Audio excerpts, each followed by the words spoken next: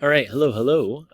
Please only watch this video once you have completed your introductory paragraph and I've at least glanced at it for your rough draft. All right, so this video will explain your body paragraphs.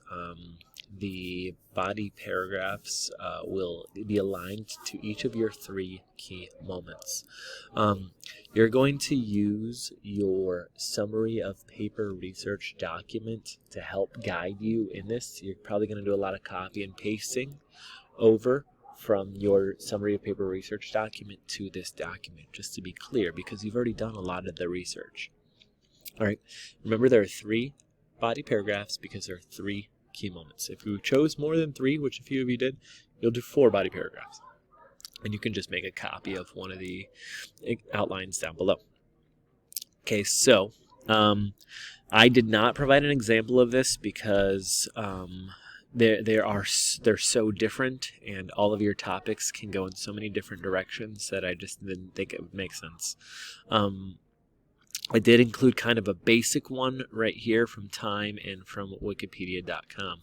But let's kind of dive right in. So your goal in a body paragraph is first to make sure that your key moments are chronological or time order. All right, topic sentences to start each paragraph so that I know what your key moment is. And then these elements can come in any order, right? So you'll summarize your topic, you'll provide an analysis of your topic, which means you'll tell me why it happened and how it happened. Okay, so before you choose your key moments, to write your paragraphs about, make sure they're in chronological order. You'll create a topic sentence and you'll draft the paragraph below. It'll be 12-point font, and eventually it'll be double space on the final draft. Okay, so for the first key moment, topic sentence. Tell me what the key moment is.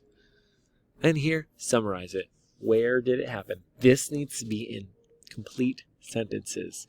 This event unfolded on, this event happened in, be specific in telling me what your event is and where and when it happened. Causes and effects. An effect of this historical moment is, what caused this moment is, who was involved were, and here is what came after. Right? So all this stuff in parentheses is what I was just kind of detailing. Then you'll tell me what happened. And this would be great if you could find somewhere online someone who was an eyewitness, someone who saw this happen, whether it's a video or an article from the newspaper, magazine, or an internet resource. You can include that. Sorry for that brief interruption. So an eyewitness account, someone who saw the event unfold or was there when it happened, right? That's an eyewitness. You don't have to include that, but I think it would be really great if you happen to come upon one that did. Now, some of your events were so long ago, there's not going to be any eyewitnesses around, but maybe. Then finally, this part is incredibly important, the analysis. This is the strong thinking, right? This tells me, why is this important, this event? How does it relate to the moments that come after it? Who was affected by this moment and how are they affected? I'm looking for like 2 to 5 sentences, I would say, roughly here. Yeah, that would be the goal here.